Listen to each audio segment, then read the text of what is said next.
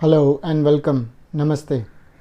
In today's video, I am analyzing PFC, Power Finance Corporation, and we'll go through the company's profile first and look at what the company does. Then we'll move on to the financial statement analysis and look at the peer group comparison and also look at its graph on the technical side, as well as fundamentally we'll look at its intrinsic value, where we can buy and sell the shares of this company. So the first part of this video will be a little bit long because I have to cover a lot of points of this company, so bear with me. Let's begin by looking at the company's profile first. PFC, incorporated in 1986, is a non-banking financial company, NBFC, with infrastructure finance company status. It was set up by the GOI as a specialized development financial institution to fund projects in the domestic power sector. The GOI held a 56% stake in the company as on December 31st, 2019.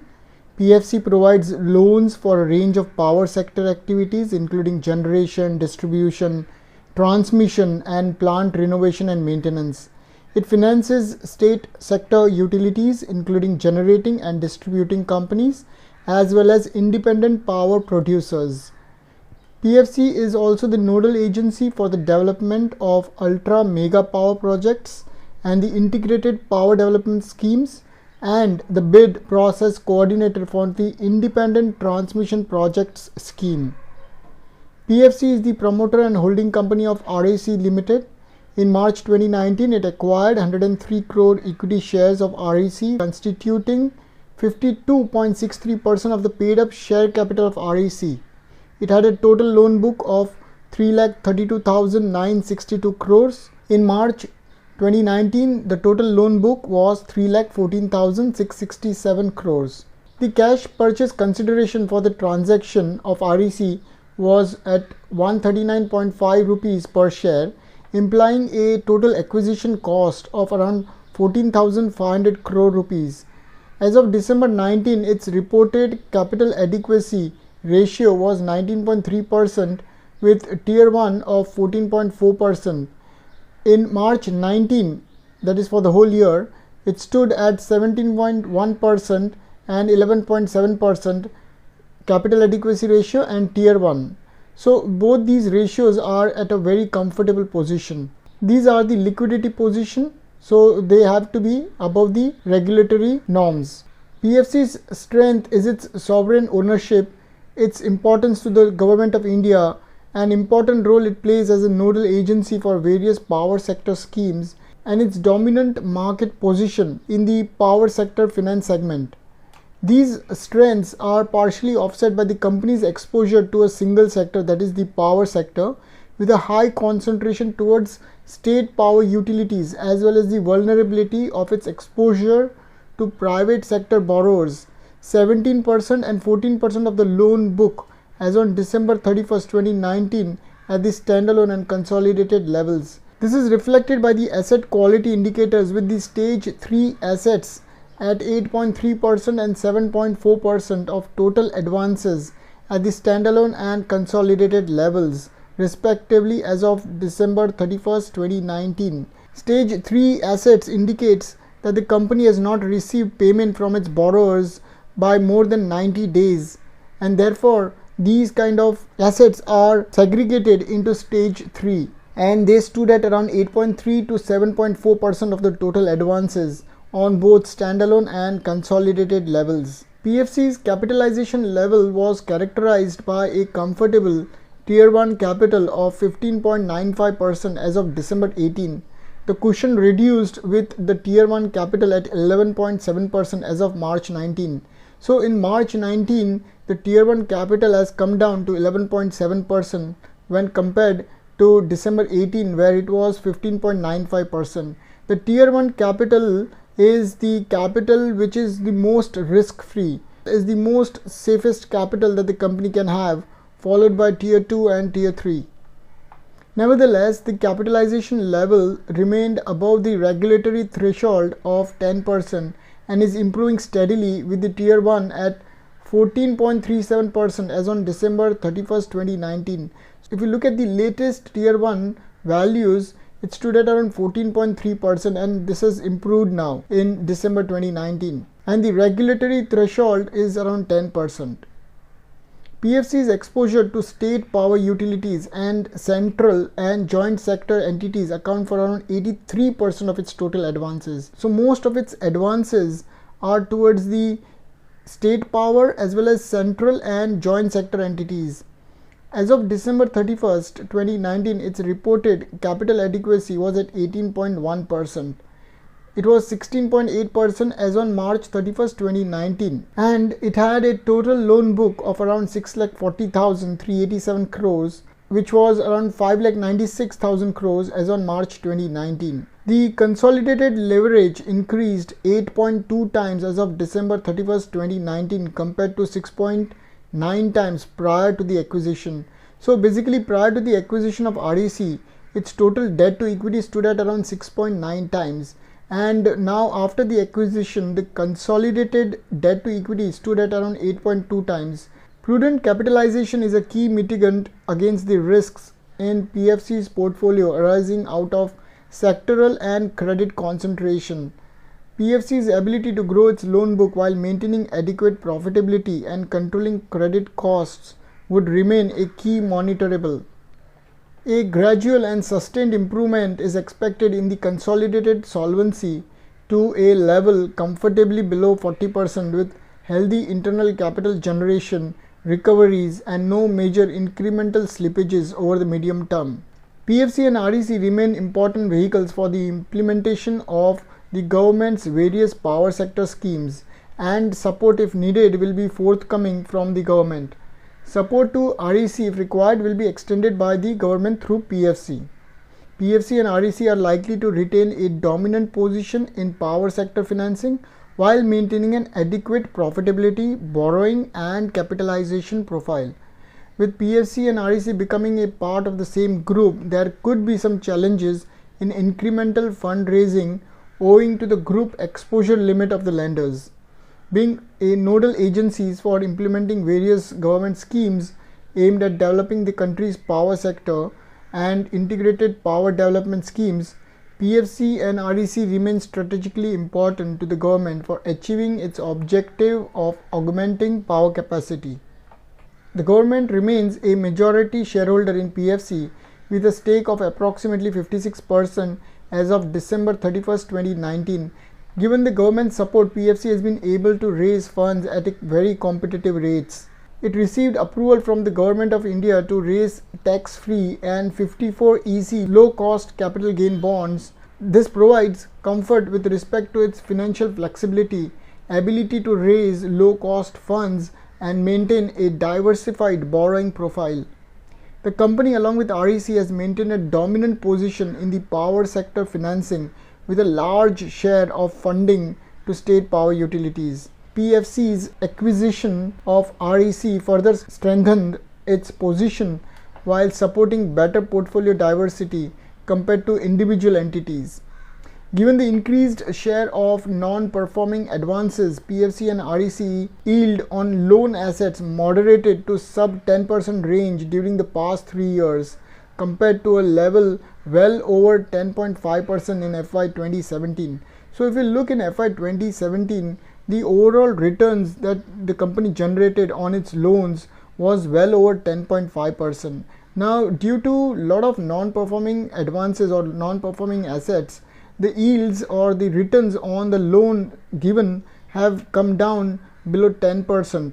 The cost of funds, however, witnessed a lower decline during this period, leading to a decline in spreads. The net interest margin were lower at less than 3% during 2018 and 9-month FY 2020 compared to a level close to 4% in FY 2017. So the net interest margin has come down by 3% overall. When we look in 2017, it was approximately around 4%. This is the spread that it enjoys between the loans given and the borrowings accepted or the deposits accepted. Nevertheless, the company's profitability remains adequate with a ROE of 12.4% and 17.3% at both the standalone and consolidated levels. At the standalone level, PFC's 5 years average ROA and ROE, all these ratios will look separately also when we do the individual company analysis or financial statement analysis. So these written ratios of 5 years of ROA and ROE over the period of 15 to 19 stood at around 2% and 15% respectively. Also, while the sizable investment in REC impacts PFC's standalone margins, the impact on profitability is likely to be partially offset by the profit in form of the dividend declared by REC. So REC's dividend will offset whatever losses or whatever impact that would have in terms of investments done by PFC. Incrementally, PFC is likely to maintain a spread of 2.5 to 3% on its lending. PFC's credit cost could increase if there is a higher than expected haircut on the stressed private sector exposures, or there are sizable fresh slippages, thereby adversely impacting the profitability. So this part has to be understood very clearly. The company's profitability may be impacted if the company has to make higher provisions for its non-performing assets. PFC's exposure to a single sector, the large ticket size of loans, high concentration of exposure towards financially weak state power utilities, and its exposure to private sector borrowers, which accounted for around 17 to 15% of the loan book as on December 19 at the standalone and consolidated levels, increase its portfolio vulnerability. The risk is further heightened as PFC and REC are exempt from the concentration norms applicable to non-banking financial companies and thus have relatively concentrated exposures. So as per regulatory norms, no NBFCs can have a concentrated portfolio, but these two companies are exempted from that. PFC's independent power producer portfolio remains impacted by concerns regarding fuel availability, disputed and competitive power sale tariffs, absence of PPAs, environmental clearance and land acquisition issues. So there are issues in its portfolio of IPP. PFC's gross stage 3 assets as of December 19 stood at around 8.3 and 7.4% of the total advances at the standalone and consolidated levels. As I explained, stage 3 are those assets where the company has not received payment for up to 90 days. With provision cover of 53 and 52% respectively at both these levels, the net stage 3 assets as of December 19 stood at 4.1 and 3.7% of total advances. Although the company's gross non-performing assets were high at 8.3 and 7.4%, it has already accounted by making provisions for these non-performing assets at 53 and 52%, thereby bringing its net non-performing assets to 4.1 and 3.7% of the total advances. Over 50% of the consolidated private sector book is recognized as a part of the stage 3 assets, on which the company has made provisions of 52%. The company has made provisions of around 52% on its private sector book, of which 50% is already in stage 3. So it might have to create additional provisions if it is unable to effectively resolve the stressed assets. Any incremental stress in the loan book is likely to be restricted to the private sector book, wherein most of the stressed loans are already in stage 3. So most of the stress assets are in the private sector book. Going forward, the company's ability to grow its loan book while controlling the credit costs and maintaining profitability would be imperative. PFC's asset liability maturity profile is characterized by cumulative negative mismatches in up to 1 year bucket, given the relatively long tenure of the loans extended by it. While these gaps can be partially bridged through sizable unutilized bank lines of around 5,300 crores, the company also relies on interest income and refinancing to repay its maturing debt. So this completes my long and tedious analysis of the company's overall business profile. Let's move on and look at the company's financial statements, which includes the profit and loss account, balance sheet, cash flow statement, and the quarterly profit and loss account. Let's begin our analysis of PFC's profit and loss account. Looking at the growth in sales over 5, 3 and the latest periods, these are the compounded growth I have created a ratio playlist. You can go and look at those playlists to understand a few of these ratios that I keep talking about, to understand in depth. If you still have any issues, you can always comment and let me know. In the recent 12 months, we have seen an 11.5% growth in the revenue, or the amount of money the company has raised through sales of power from March 19. If you look at last 3 years, the growth rate was around 24.7% in its revenue generation, and in last 5 years it was 20%. So the company has maintained its growth in the amount of revenue it's generating every year from last 5 years, 3 years, and in the recent 12 months. So this gives us a confidence that the company's revenues will be increasing, or at least are increasing throughout the years. Average OPM margin are very high at 90 and 89%. This is a service industry. This is in basically finance and service industry, and therefore it wouldn't have any or major operating expenses. So even if we look at its operating expenses of March 19, it stood at around 1,700 crores of the total revenue generated of 54,000, and similar is the case in the recent 12 months at around 3,800 crores in its operating expenses. Other income is not contributing a substantial amount to the company's sales or revenue. Depreciation is next to negligible at around 21 crores in the recent 12 months. So the company doesn't have that much assets on its balance sheet. Raw material cost is zero. As I mentioned, the company is in finance sector. Employee cost is also very low compared to the amount of sales or revenue it is generating at 0.67% in March 19. Interest expense would be a major cost as the company does lending and borrowings. Company paid around 39,000 crores of interest cost in the recent 12 months, which accounted for around 65.4% of the total revenue or total sales of 60,000 crores. And if you look at the trend, it has always been above 50% throughout the years. Tax rate has been about 25% throughout the years. In the recent 12 months, it paid around 28.8% of the PBT, that is, the profit before tax was around 17,000 crores. On that, it paid a tax of around 4,900 CR. Interest coverage ratio would be very low, and this is a good multiple because anything above 1.3, 1.4 will be considered good for a finance company or any NBFCs or banks. So on a total EBIT of around 56,500 crores, the company paid an interest cost of approximately 39,500 crore. So that works out to a 1.5 times multiple, which means that the EBIT was around 1.4 times higher than the amount of interest it had to pay in the recent 12 months.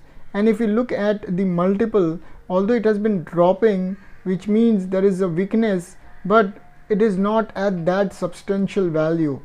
Still, the company is in a very comfortable position.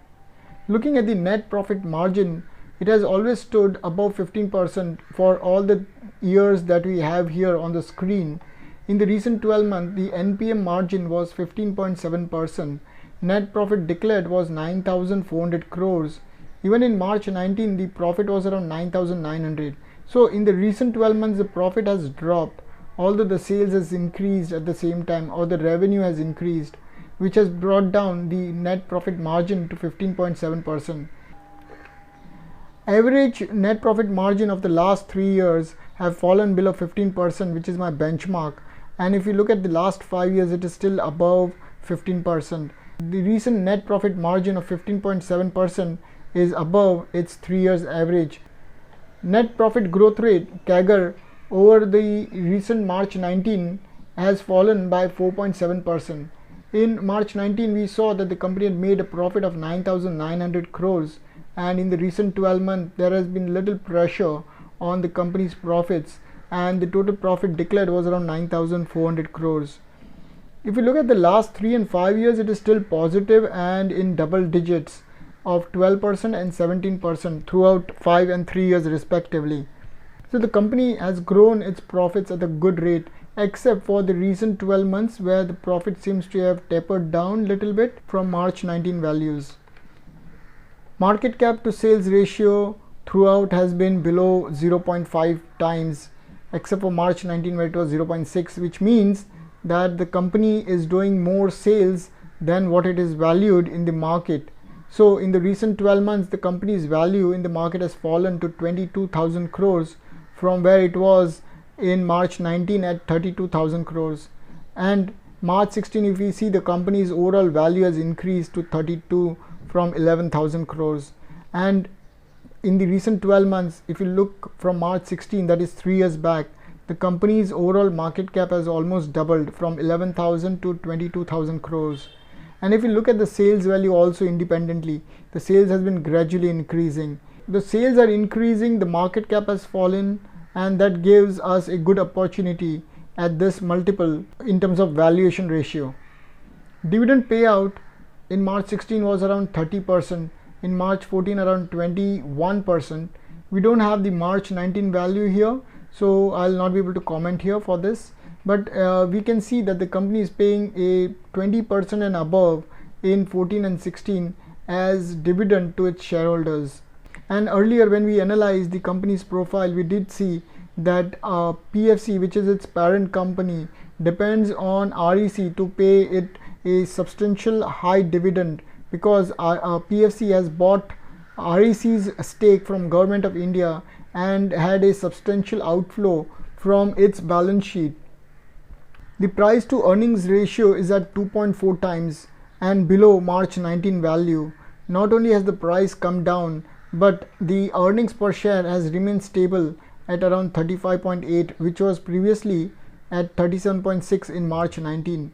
Although the EPS is dropping, if you look at the trend from March 16 to the recent 12 month, we are getting at a very good valuation, and the price has dropped quite a healthy pace compared to the EPS drop.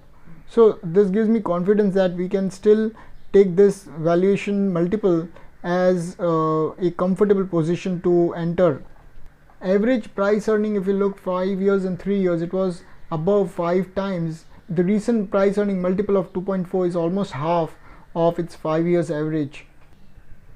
Continuing with our balance sheet analysis, the equity share capital has doubled from March 16 to March 19, and the face value is stable at 10. Return on equity, as we saw also earlier in the company's profile analysis, has been above 15% throughout the March 14, 16 and 19 values. In March 19, the company generated a return on equity of 21.1% on the total net worth of the company. Net worth is composed or constituted of equity plus reserves, which is a part of the owner's equity. So on 47,000 crores contributed by the owners of the company generated 9,900 crores of net profit. And if you look at the trend also, it has always been above 15%. ROE averages, if you look last 5 years, it was around 15.9, and last 7 years 16.9, and in the recent 3 years the average is at around 14.6, below the benchmark of 15 that I have set for myself. But if you look at March 19 value, it is still above 20% and above the 3 years and 5 years as well as 7 years ROE averages. Return on capital employed considers how much capital was employed into the business. Capital employed would include the owner's contribution, that is equity plus reserves, as well as all and any borrowings that the company may have done. Against that, how much EBIT the company is generating or top line profit the company is generating. So the total capital employed into the business in March 19 was 5,86,000 crores.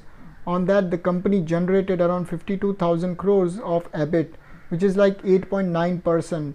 And if you look at the trend, it has been falling. So we want the company's return on capital employed to be increasing throughout the years, or as a trend it should be upwards. So from March 14 to March 16 and then to March 19, the amount of capital that is employed into the business has been growing exponentially. The amount of EBIT the company is generating has not grown at that pace. Let's look at its averages of 7, 5 and 3 years. The company's ROC average values have been dropping consistently from 10% to 9% in the last 3 years.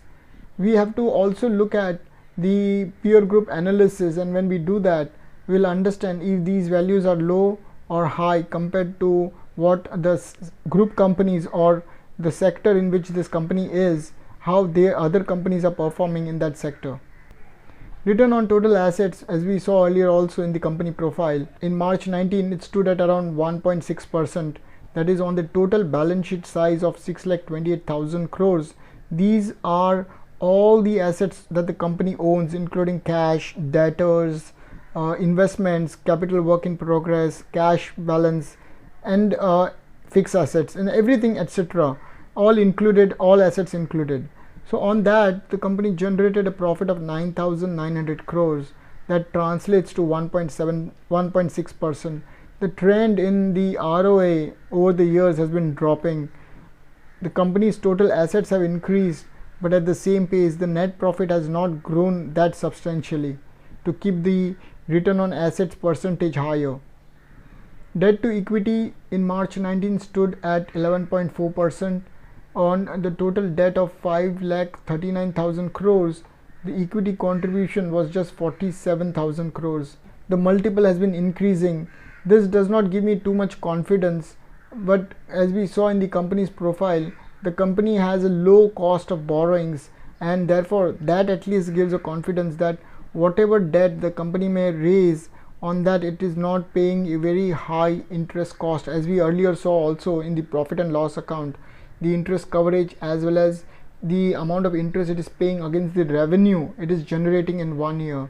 I'm sorry, I'm going at a very fast pace because I've already taken a lot of time analyzing what the company, what is the internal structure of the company, what is happening within the company. So I have to move this at a very fast pace. But if you don't understand something, you can always refer to my older videos. There I explained at my own pace, and I've taken my own time to go through all the ratios. So the overall debt to equity multiple has increased, but even at this high multiple of 11.4 times of debt to equity, the company's coverage has been maintained at a very good position. Let us also look at the peer group analysis and see where other companies' debt to equity ratio stood. Equity contributed just 7% of the total assets, whereas debt contributed 86% in the business. So the company is working with borrowed money more than the owner's money. So this basically, the overall equity percentage has been dropping and the debt percentage has been increasing. We want it the other way around, where the owner's contribution is increasing and the debt is reducing. Now as the company is growing, it will require more and more debt, but we should, along with the higher debt, we should also see growth in its profitability, return ratios, and so on. And if we don't see that, then that's a red flag. Price to book ratio, market cap to net worth, which tells us whether we are buying expensive when compared to its net worth. The company's total net worth stood at around 47,000 crores in the recent 12 months, whereas its market cap was at around 22,000 crores. So that's, we are getting it at a discount to its net worth. The current market cap is almost at half of its net worth. Debt to net profit stood at 54 times or 5,400%, which means that the net profit was very low considering the amount of debt the company has raised. So on 5,39,000 crores of total debt on its balance sheet, the company's profits were just 9,900 crores, which is 54 times higher. I don't want, generally the finance companies would have a high multiple, but here the multiple seems extremely high. And if you look at the trend, it has been growing from 29 times or 2,900% to 32 times, now to 54 times in March 19. So the multiple has been growing. We want the company, as the company is growing its debt or increasing its debt, its profits should also substantially increase. Otherwise its return on capital employed will keep dropping, and that would become a red flag for the company. If the company is increasing its debt, then its profits should also go up, as we want the company to efficiently deploy its borrowings or debt that it has taken. The amount of fixed assets are very low at 196 crores. As we saw, most of it may have already been depreciated in the past years to the P&L account, the company doesn't have much of fixed assets on its books. Similar is the case with the capital work in progress at just 199 crores of development. So here both of these ratios are negligible. Investments percentage stood also very low at 0.7% of its total balance sheet size in March 19. Company had an investment of just 4,600 crores, and as we saw earlier in the P&L account, the other income was contributing negligible amount when compared to the sales. So here these values are also very low. Debtors are just 172 crores in March 19 against the total balance sheet size. Again a very low amount, almost 0% of the total balance sheet size.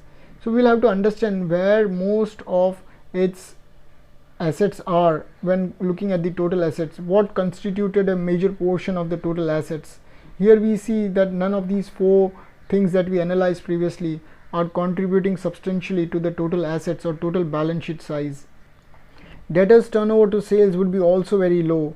This shows how much sales the company has done, against that how much it has to collect in March 19 from its customers. A very small amount that we don't even need to analyze further.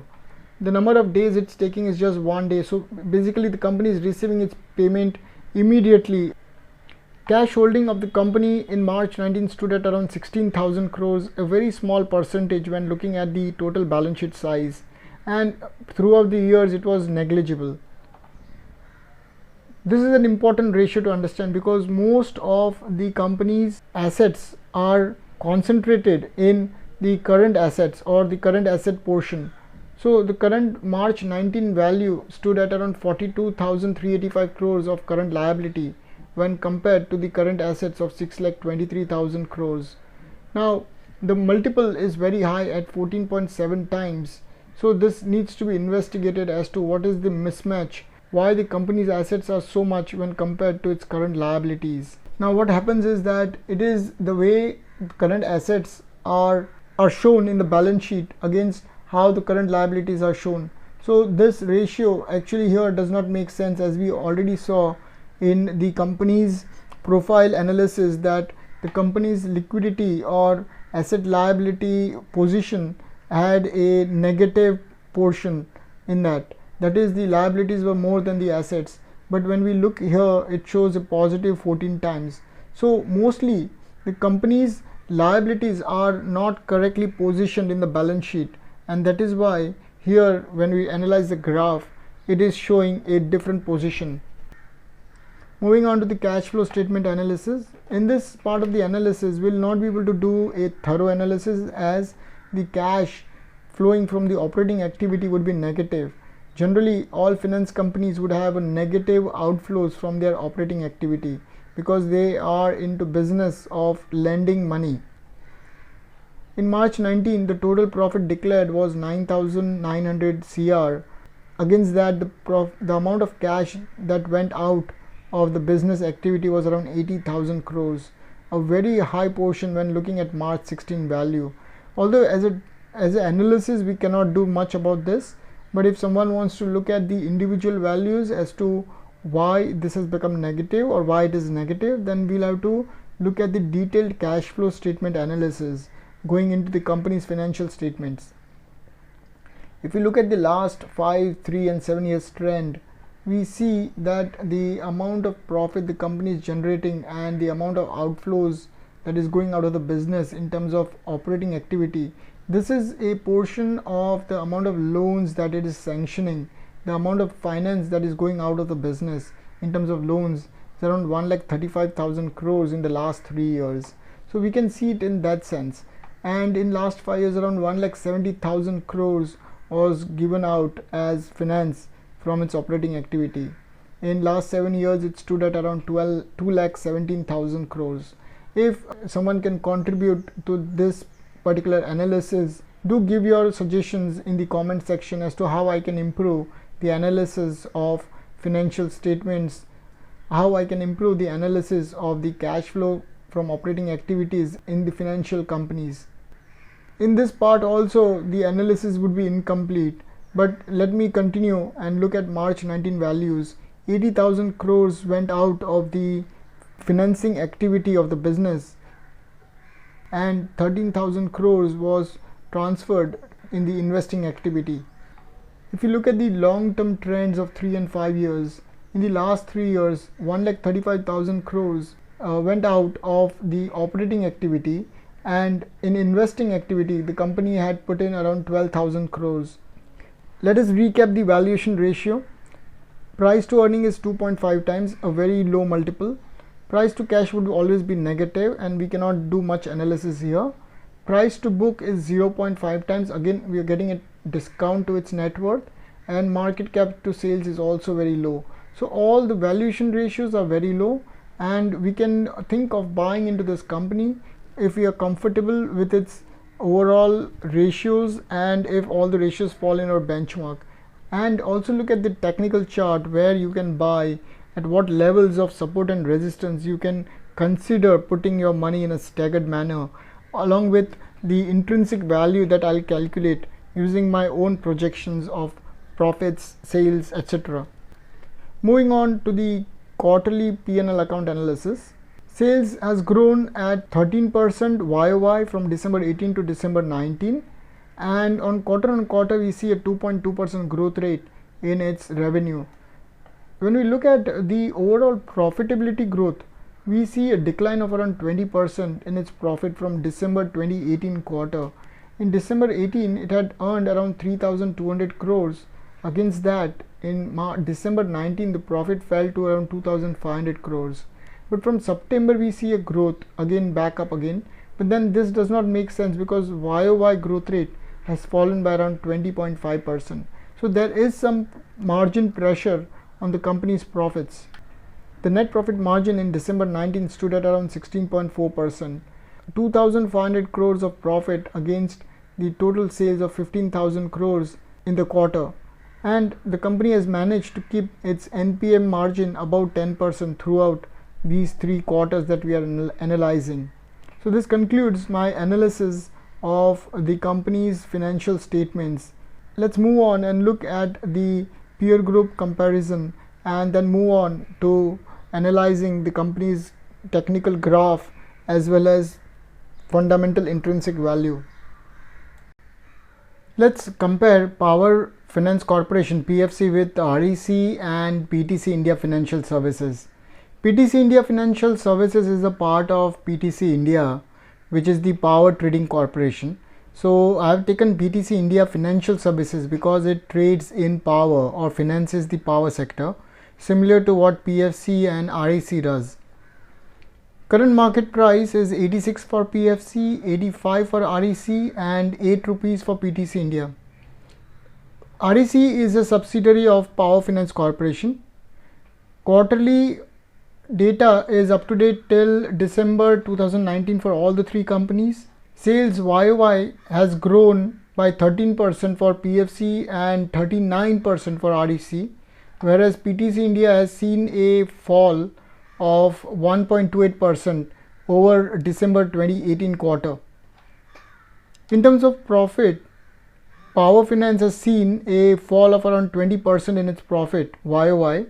REC has seen a gain of 30% in its profit, whereas PFS, which is PTC India Financial Services, is grown its profits by around 3%. If we look at the 2019 sales and compare that with the recent 12-month sales, PFC has grown it from 54,000 CR to 60,000, whereas REC has grown its sales from 25 to 29,000 crores, whereas PTC India's sales has grown from 1,336 to 1,363 crores. So PTC India is a very small company compared to PFC and REC both. In terms of profit from 12 months to 2019, PFC has earned around 9,900 crores in 2019 compared to the recent 12 months of 9,400. So the profit has fallen. The revenue from sales has gone up, but the profits has fallen. REC Limited's profit is very nearby to where it was in 2019, and PTC India's profit has fallen from 184 to 140 crores. When we look at the 2019's profit and compare that with how much cash the companies have received, we cannot do a comparison here because the cash flow from operations would be negative. So there is no clear-cut understanding as to what is happening in the cash flow from operation activity. Let us see the fall in all of these three scripts from their 52-week respectively highs. All the three companies have seen more than 40% of fall. PFC has seen 37.86% drop in its price from its highest point it had reached in 1 year.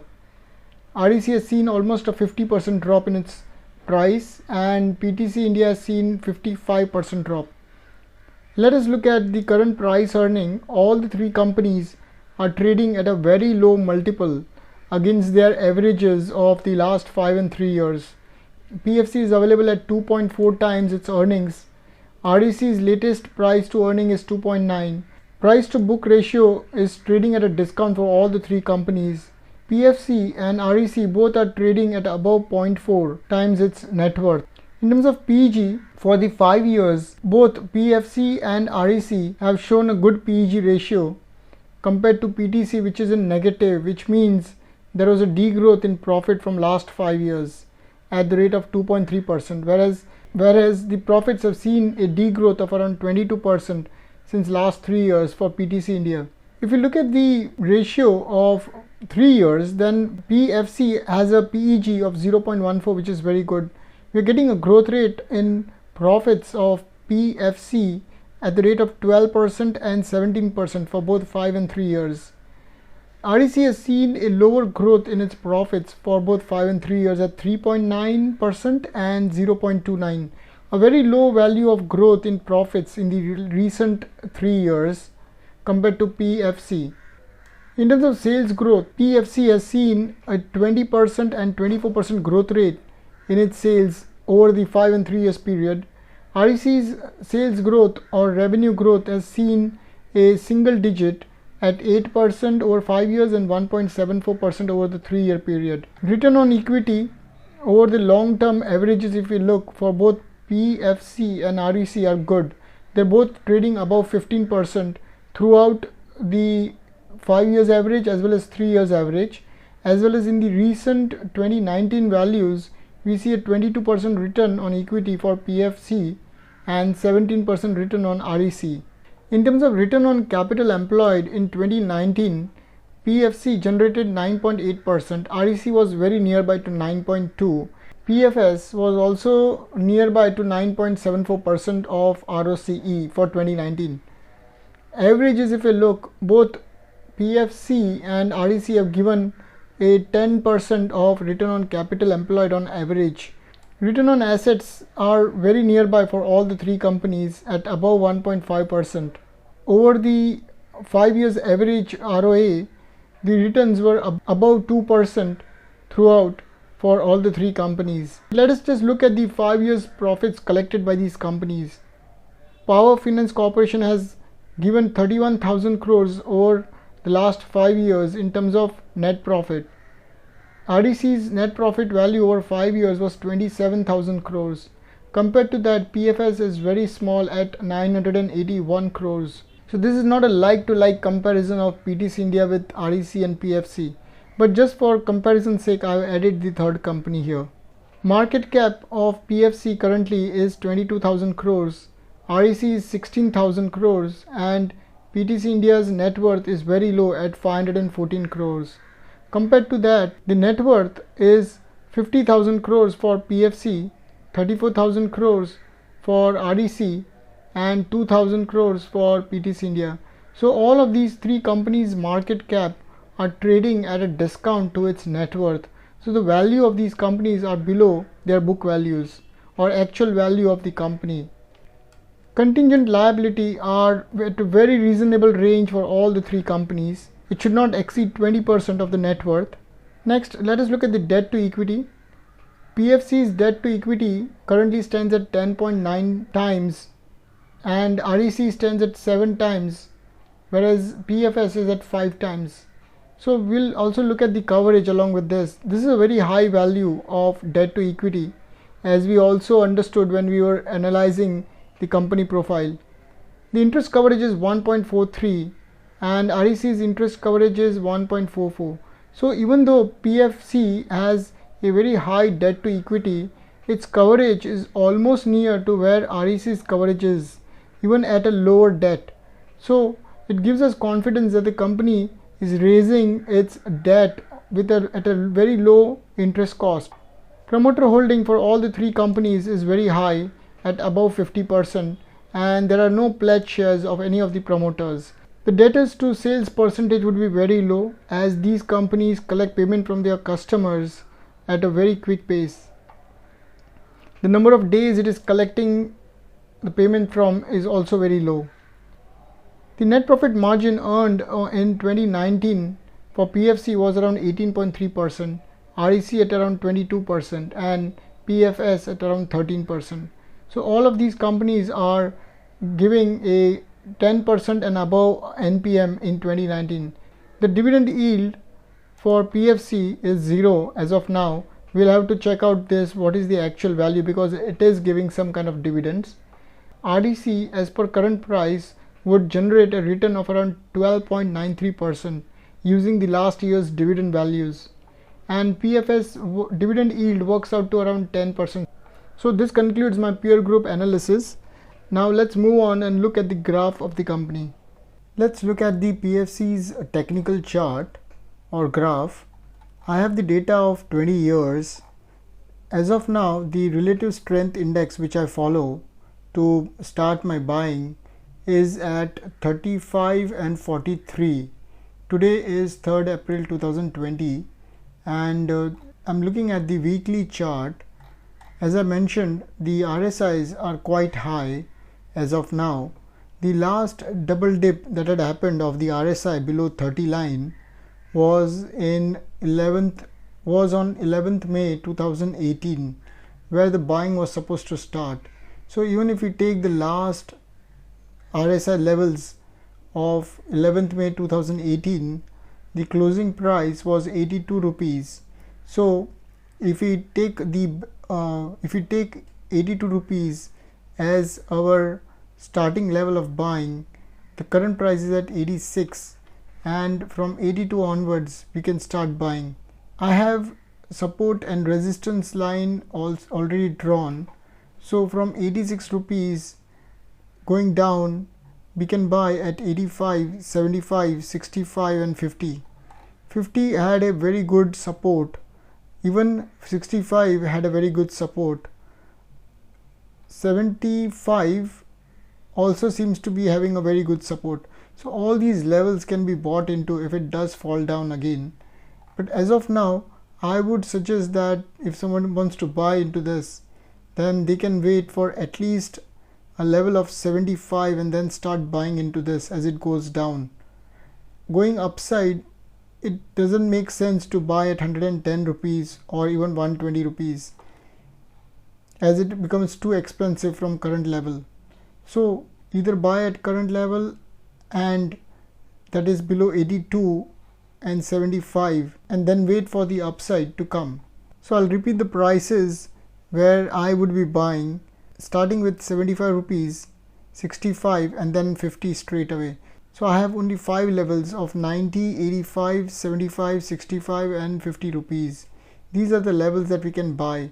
Actually, I'll be waiting for the RSI to double dip, only then I'll start my buying, or else I'll buy at these levels if and when the price comes to these levels. So I have both the option, either to wait for the RSI to double dip or buy as per the support and resistance lines. So I don't basically buy too much. Even if I look at the support and resistance lines, I just have 5 different levels where I can put my money and start accumulating this company's stock. If you have any questions about RSI or technical chart, do let me know in the comment section. Next we'll move on and look at the intrinsic value, where fundamentally we can start buying and start selling. Looking at the intrinsic price calculation, there's a huge variation between the fundamental price and the technical price. So I am looking at these levels for selling rather than buying. All the 4 levels would be for selling. So I can take 178, 223, 250 and 293 as my selling levels. these are the rates that I have projected that it should have reached by 2020, that is March 2020, because the profits, sales, balance sheet size, the cash flow from operations, they have grown at that high speed that justifies the prices to be at this level. The reason for the price to be at 86 rupees, that needs to be understood. As of now, I don't see any problem with the company, but there's a huge variation between what the current price is and where I'm projecting using my projections of profits, etc. on the price. Even if you look at the average intrinsic value of 236 rupees, the current price is a 63.5% down. In this case, I would rather follow the technical chart than going with the intrinsic price calculation, because there seems to be a huge variation between the current price and the intrinsic price. But if someone wants to note down these values for selling purpose, they can do that. And there's a huge gain even from current price if we buy and take 236 as our selling target or 178 as our selling target. That's almost double or 100% from the current price. So the minimum that I'm expecting is somewhere around 100% from here. So this concludes my detailed analysis of Power Finance Corporation. If you have any doubts, queries, questions, do let me know in the comment section. Thank you for watching this video.